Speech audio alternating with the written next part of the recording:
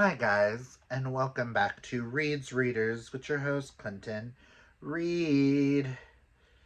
And it's time to film my wrap up for the RomCom Swoonathon.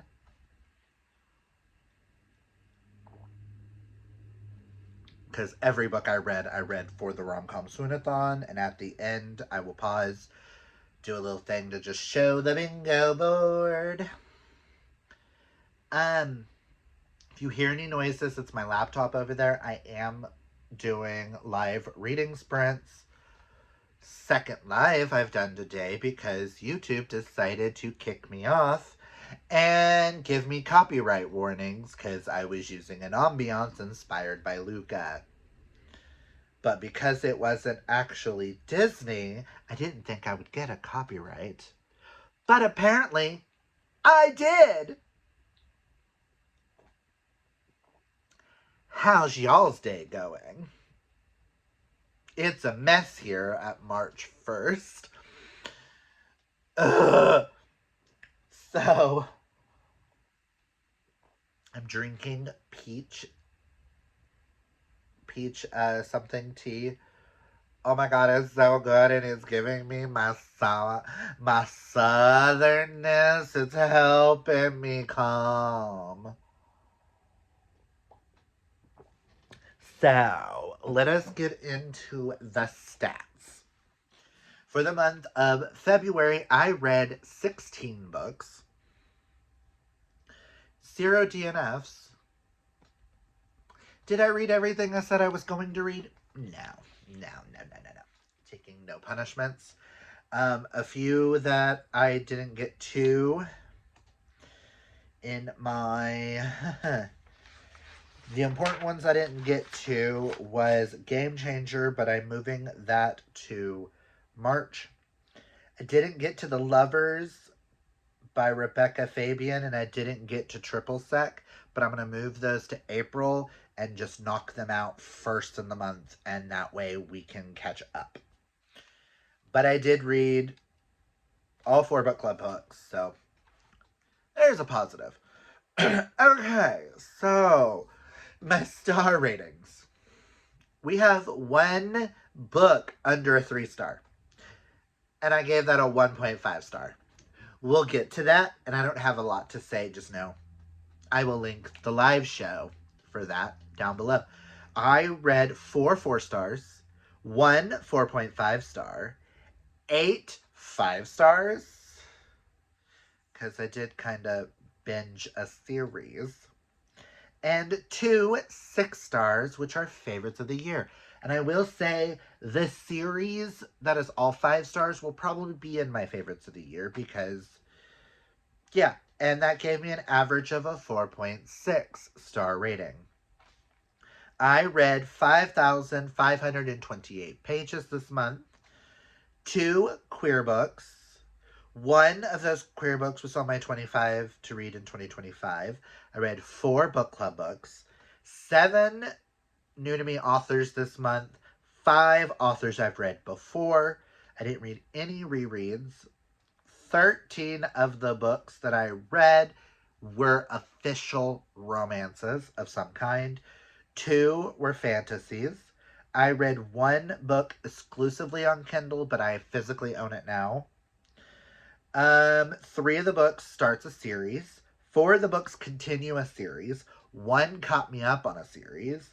And 1 finished a series, and I will be unhauling 1 of these that I've read this month. And for movies and artists, I didn't watch any queer movies or really listen to any new queer artists, but I did finish the 3rd version of Queer as Folk, the most recent.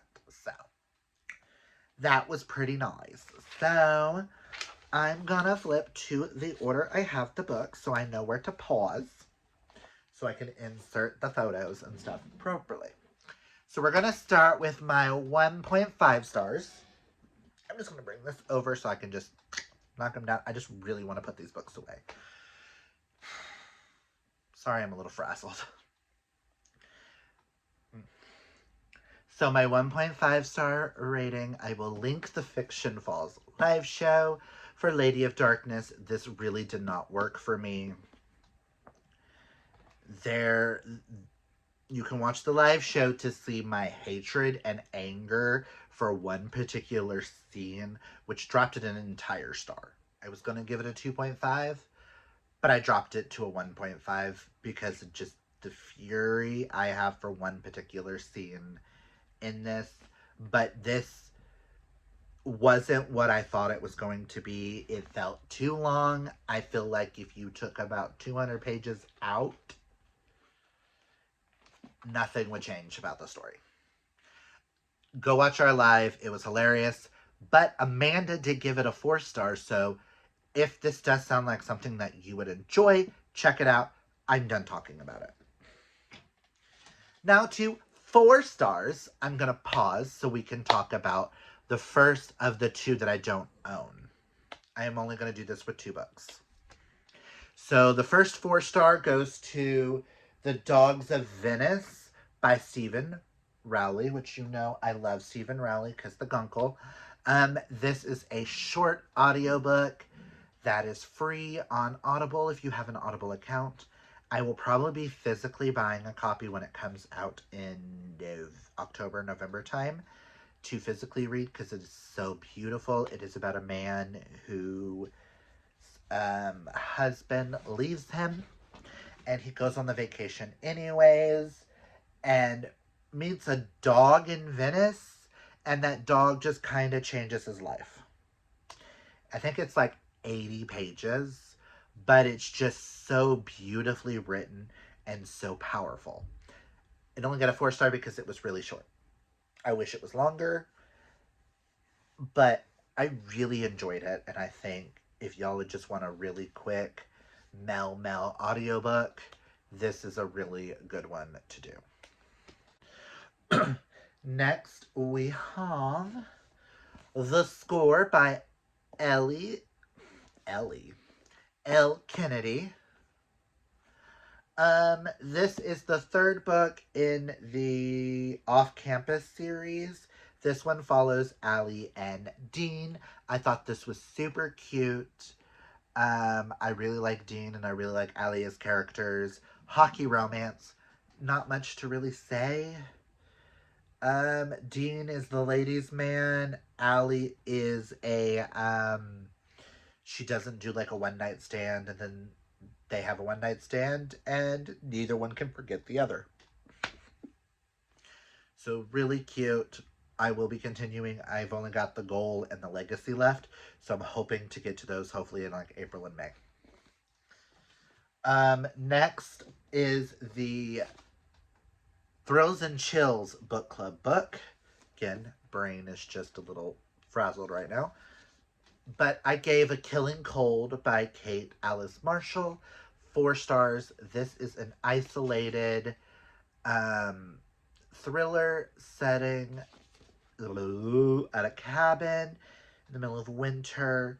You follow Theo, and when Theo meets Connor, a wealthy, charming member of the powerful Dalton family, she fell in love instantly, and he brings her home 6 months later to the cabin, and things ensue from there. She does have amnesia from the age of 4, from baby till 4, and then things start to realize and things go down. I will link the Thrills and Chills live show down below.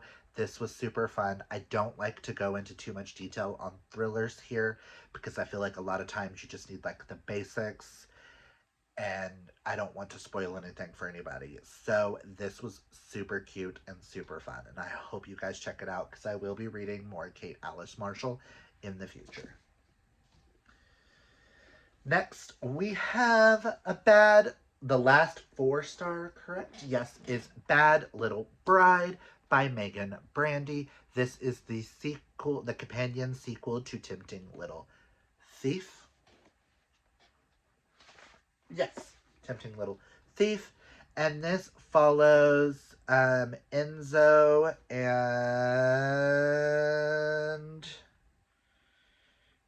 Boston. I wanted to say Rockland, but Rockland's book one. Boston is Rockland's twin sister, and this is a marriage of convenience between her and Enzo. This is a mafia romance. Super cute, super fun. Love this. I've never not liked something by Megan Brandy, so I knew this was going to hit me really well. I needed a marriage of convenience for the bingo board, and this was just the perfect book to do. So, and now to our 5-star. Oh no, let me pause. I forgot about the 4.5. And for what I gave a 4.5 was Flow by Kennedy Ryan.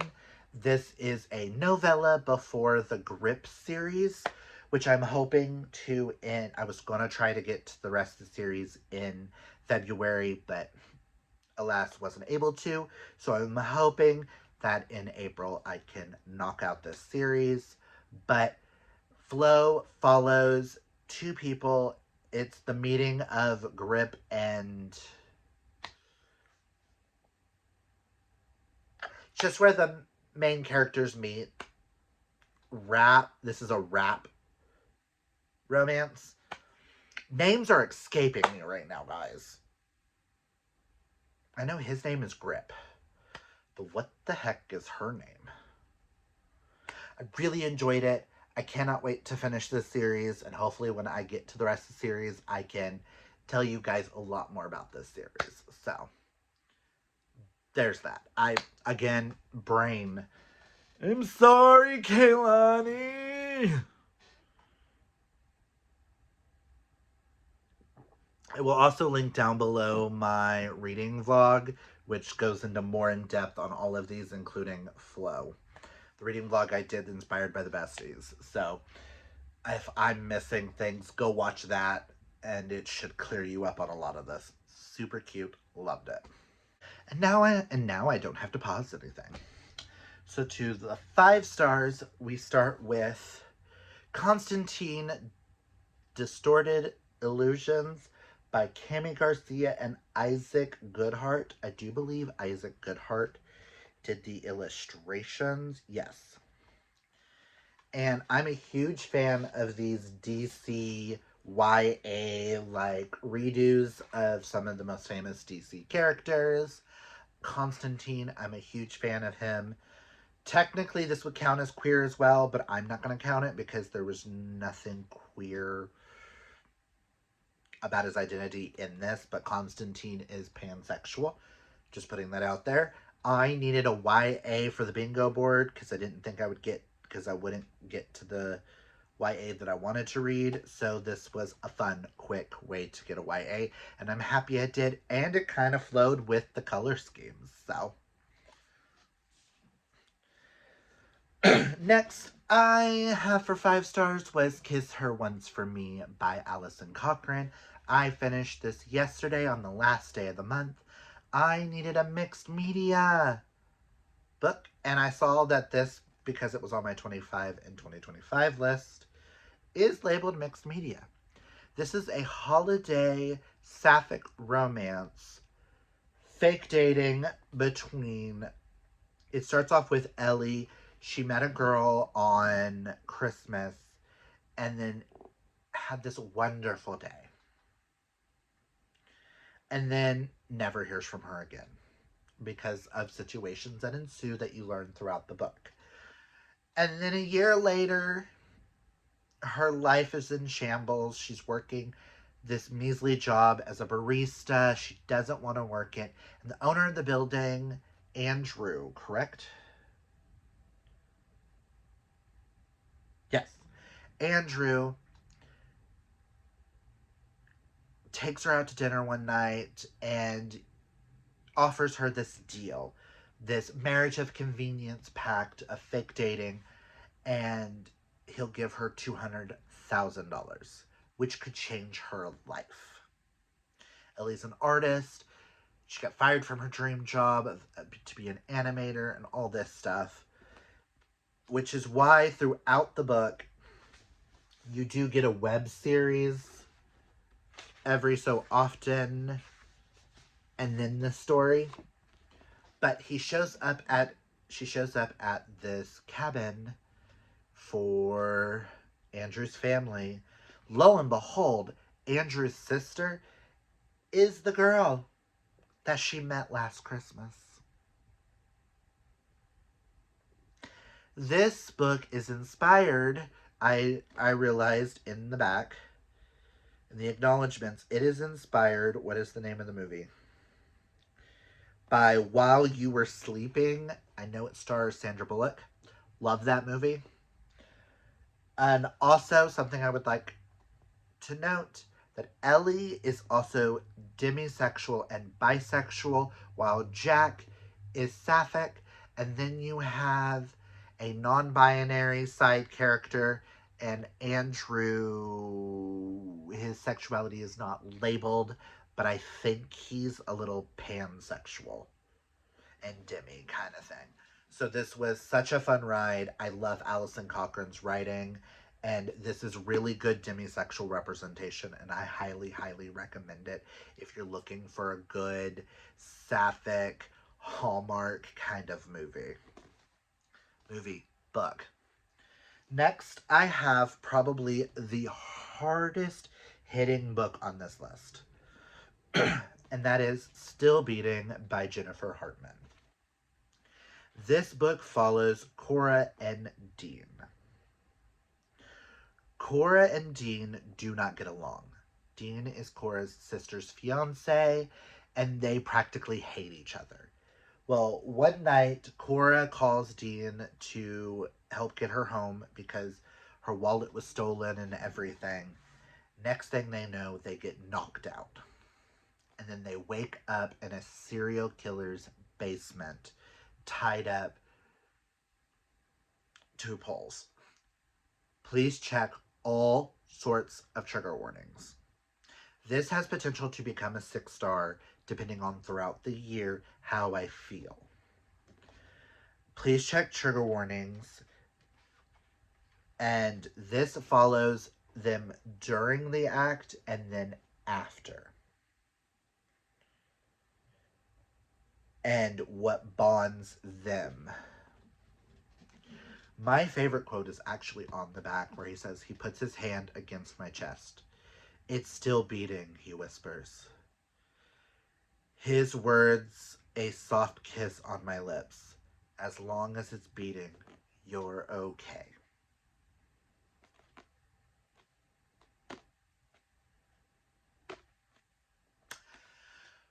Heartbreaking. Go check out my vlog. Now, the next 5 stars, 1, 2, 3, 4, 5. Next 5, the last of the 5 stars, I can't talk about by themselves. Can we stop with the ads, man?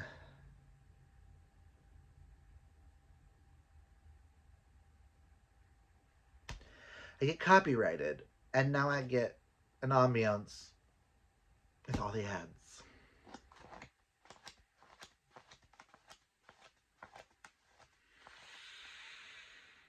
Bruh. Back to better things. I can't talk about one without talking about the entirety of the series. And that is the Chestnut Springs series by Elsie Silver, which starts with Flawless, which is a bull rider workplace romance between Rhett and Summer is hired to kind of like babysit him for his image. Then you have Heartless, which follows Rhett's brother, Cade, and Summer's best friend, Willa, which is a single dad trope ranch cowboy. Then you have Jasper, who is practically raised with the Eaton boys, and the boy's cousin, Sloane. This is a hockey ballerina friends to lovers romance. Then you have Reckless, which follows Theo Silva, who is like Rhett's protege, and Summer's sister, Winter. This is a bull rider romance, age gap, surprise pregnancy trope. And then you have Bo and Bailey. Bailey and Bo. Bo is the brother who went off to war, and he comes back broken and destroyed. And Bailey is their arch rival's little sister, and she gets treated like crap in this town, and they are the two that each other needs. Now, this has become an all-time favorite series for me. These boys mean so much to me. I bought Flawless not realizing I was going to go down a rabbit hole. I started the month off with this and read them back to back. Now, I was kindly gifted Heartless and Reckless were sent to me by Liz, correct? They are the two that are by Liz, and the other two, yes. Liz kindly sent me Heartless and Reckless, while Amanda sent me Powerless and Hopeless. So I want to say a big thank you again to you ladies. Y'all have now since made this series even more special, knowing that you guys were pushing me on to finish, and this series just touched my heart, and it just warms my soul. Now, I'm going to do my rating of this series and which books that I prefer over which. Everybody has been dying to know which one came in last, which one comes in first. So let me get them in order. Oh my god, I've got them in order. In 5th place, I am giving Flawless by Elsie Silver. Nothing wrong. They're all amazing. But Rhett, compared to the others, isn't as strong for me. And I know Amanda's going to smack me for this, but in 4th place, I put Theo. Most people are going to smack me for this one too, but in 3rd place, I put Cade. In 2nd, my boy Bo. And in 1st, my boy Jasper. Now, I've told Jasmine she can have Jasper if I can have Bo. But Powerless is my favorite in the entire series, which is funny because these are most people's least favorites in the series, and they're my favorites in the series.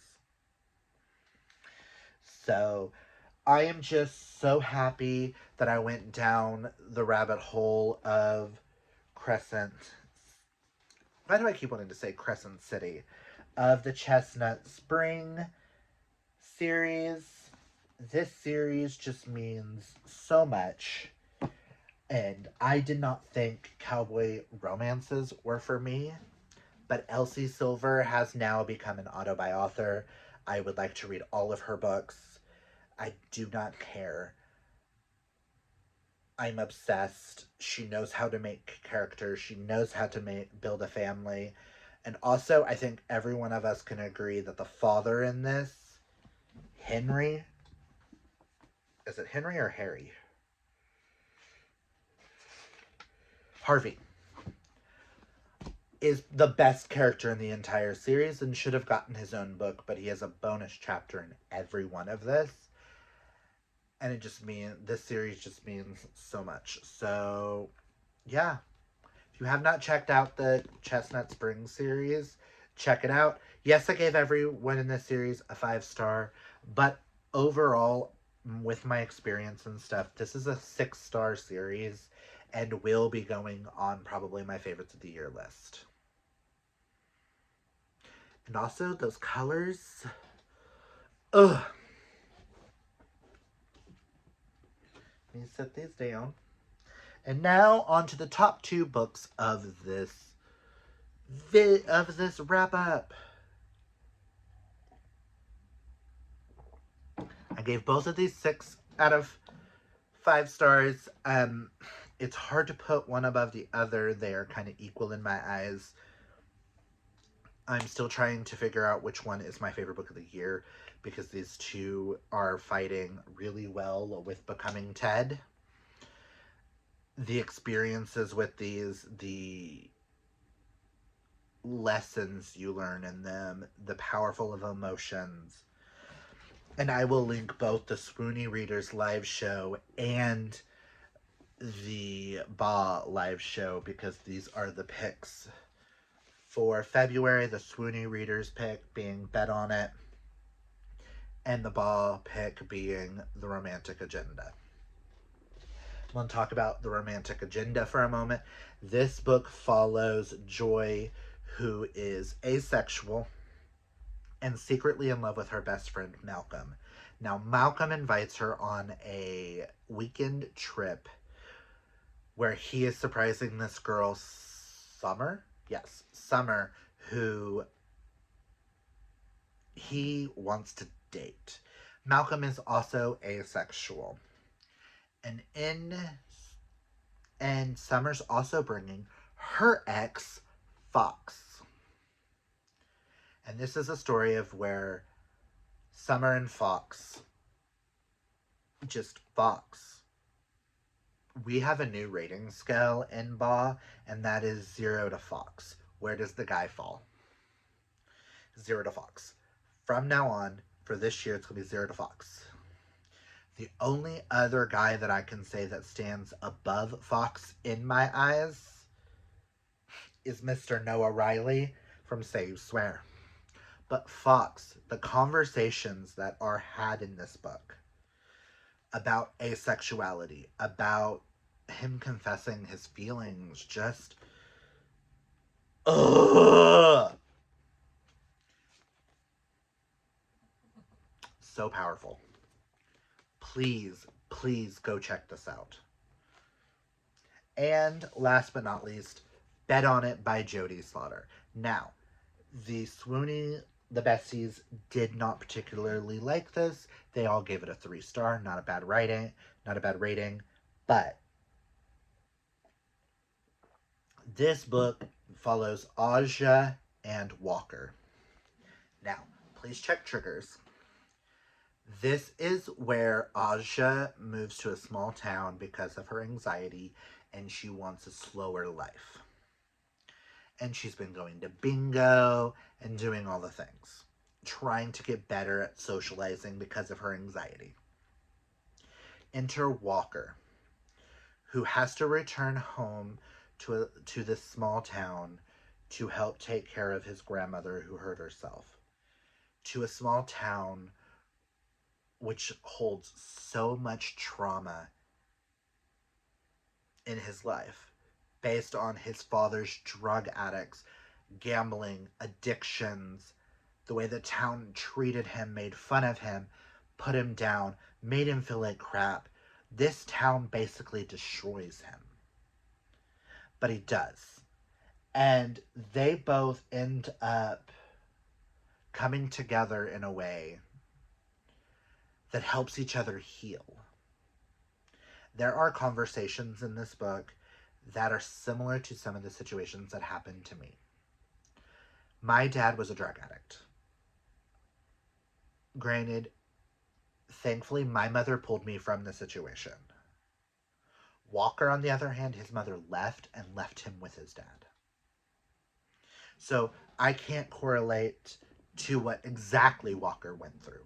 But I went through a lot of similar situations growing up in a small town, being yelled at, being different, made fun of. I went from a small town to grow up into a bigger town, and I still got bullied for the same things I got bullied for in the small town.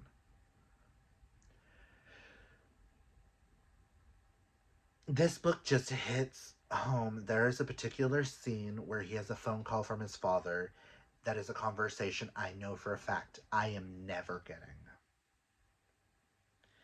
And it just shatters my heart to know it. I'm trying not to cry here. But this book is just so powerful for those of us who have dealt with PTSD based on the trauma of our childhoods and deals with the heavy topics of anxiety that Asha faces. Yes, there are parts of this that could have been written a little bit better just based on the characters, but and I see where people come from that are giving it a 3-star. I just connected so hard to Walker and to Aja in different aspects and cried so heavily that I literally got up off the couch and went to the bathroom to violently sob so that Sterling wouldn't ask me what was wrong. And I just want to thank the Swoonies for bringing this wonderful book to me to the point where I broke my book buying ban and bought a copy of this because I had to have a copy. And there is a book also set in this town that I would like to check out that is Miriam, who is a nail salon and nail technician that befriends Aja in the book, and it's her second chance romance with her husband. Would like to check that out. Also, side note, they make a pact that every time they win a bingo, they get to have sex. Never read that premise before, and that was interesting to make it a little bit lighthearted. But I will say, these two, I'm going to hold up.